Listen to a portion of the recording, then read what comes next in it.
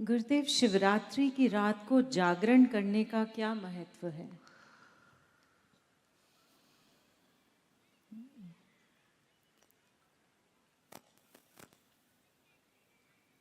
जागरण से तुम्हें ये समझ में आएगा, तुम नींद पर भी विजय पा सकते हो। साल भर सो ही जाते हो भाई, एक दिन ऐसा करके देखो तो जाग के देखो। मगर आजकल ये नहीं बोल सकता हूँ मैं, ये पुराने ज़माने की बात थी। मगर आज क्या है, नींद आना बड़ा मुश्किल हो गया लोग। आज तो बिल्कुल समस्या उल्टा हो गया। रोज रोज शिवरात्रि हो रही है लोगों को, और चिंता सिर पे चढ़ जाती है तो रोज ही जागरण हो जाता है। या कोई ये इंटरनेट में या कोई उसमें कोई सीरियल या मूवी में लग जाते हैं तो बस किसी भी दिन शिवरात्रि हो सकता है, जागरण करते रहते। वो उन जमानों में लोगों ने कहा, तुम्हें अपने जैसे जागृत अवस्था पर तुम्हारा एक स्वामित्व है, ऐसे नींद पर भी और स्वप्न पर भी स्वामित्व हासिल करने के लिए, प्राप्त करने के लिए मास शिवरात्रि हर महीने में एक शिवरात्रि होती थी। और हर महीने शिवरात्रि ना करो, 12 दिन साल में, कि एक दिन करके देखो, एक दिन करो। ये करते आज भी जगराता, उत्तर भारत में सब जगह जगराता होती, इधर भी होता है, दक्षिण में भी होते। शनिवार को कई लोग जागरण करते हैं। मानी वो अंदर की जागृति है। हमने उसको ये कहा कि ऐसा ले लिया कि सोना नहीं है, जगे रहना, ये समझ गए। नहीं, शिव तत्व के साथ जहां मुलाकात हुई, अंदर से तुम जाग उठे, तुम्हारी चेतना जाग उठती है, यही जागरण है। शिव के संपर्क में आते ही एक चेतना खिल उठता है, जाग जाता है। सोई हुई खोई हुई चेतना फिर से जाग जाता है। प्रकाशमय चेतना प्रकट होने लगती है, तो उसी को जागरण बोला गया।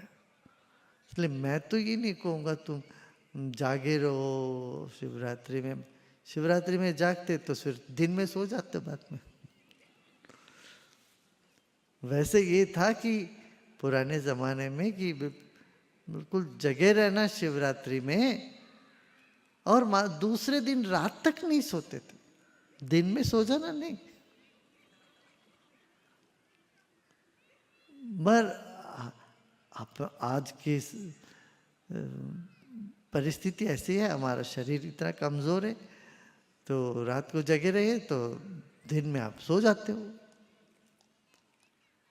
ये नहीं करते थे। और उन दिनों में और कोई काम नहीं था, और कहीं जाना नहीं था, आना नहीं था, खेतों में सब होता था, तो लोग जगे रहते थे। दिन में भी जगे रहो, रात को जगे रहे ना। अब फसल भी कट गई होती है, अभी बोना भी नहीं था, बारिश आना है अब आगे, तो कुछ काम नहीं होते।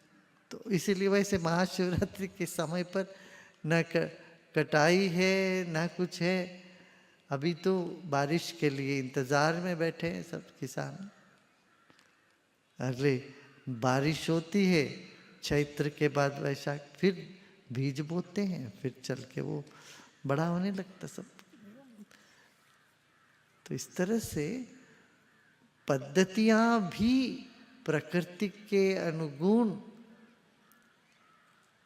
पद्धतियां भी प्रकृति के अनुसार ही बन करते रहे अपने यहाँ। अब मार्गशीर मास में दिसंबर में तमिलनाडु में सुबह सुबह 4 बजे उठ के सब लोग मंदिर जाते।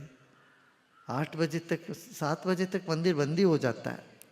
सुबह पूजा वूजा कर लेते, सुबह फिर गरम गरम खिचड़ी सुबह सुबह सबको देते। आज भी चलता है, सुबह सुबह गरम गरम सुबह उठ के ठंड में नगर संकीर्तन किया, कीर्तन करके फिर खिचड़ी खा के फिर आगे बढ़ गए। तो ये मगर वही चीज़ हम कहें कि ऋषिकेश में, इलाहाबाद में, दिल्ली में करें न, असंभव है कि इतना ठंड है, क्या वहाँ मुंह खोलने में दिक्कत होती है, वहाँ कीर्तन क्या करो। तो उतनी ठंड में तो नहीं होता, वहाँ ये पद्धति नहीं है सुबह सुबह ठंडे पानी में नहा नगर कीर्तन करने का पद्धति वहाँ नहीं है। हाँ, कुछ लोग तपस्या के रूप में माघ मेला करते ही तो हैं। इलाहाबाद में सुबह सुबह नहाते हैं, कुंभ की स्नान भी सुबह सुबह होता है,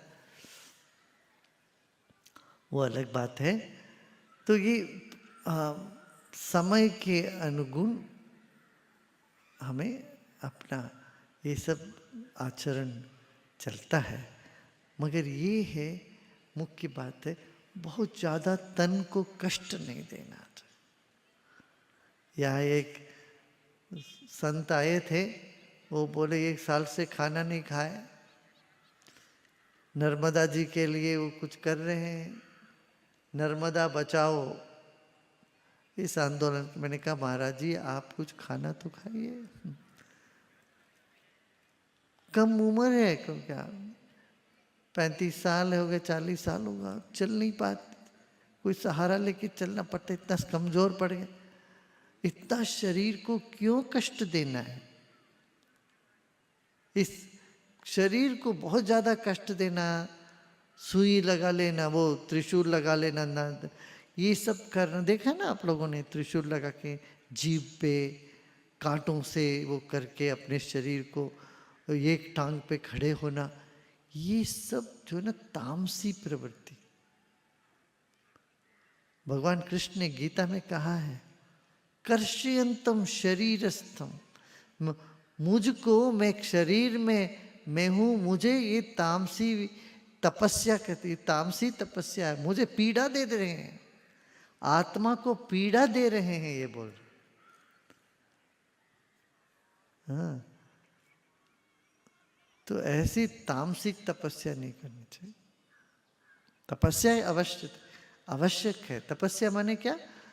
हाँ, हमको पसंद भी नहीं है मगर हमारे लिए अच्छा है ये जानते हैं, वो करना जरूरी है, वो तपस्या है। मगर शरीर को सताकर, हिंसा देकर जो करते हैं वो तपस्या नहीं कहा जाता। मगर इस बात को आलसी लोग अपने फायदा के लिए नहीं यूज करना चाहिए। ये नहीं कर, आलसीपन नहीं पड़ना चाहिए। ये ना कह दें जैसे गुरुजी ने बोला शरीर को नहीं तब सताना चाहिए, अब तो मन कर रहा है भाई आज तो लेटे रहने का, चलो देखेंगे, ये तो बेईमानी होगी, आलस्यपन नहीं, मगर शरीर को अधिक कष्ट भी नहीं देना चाहिए।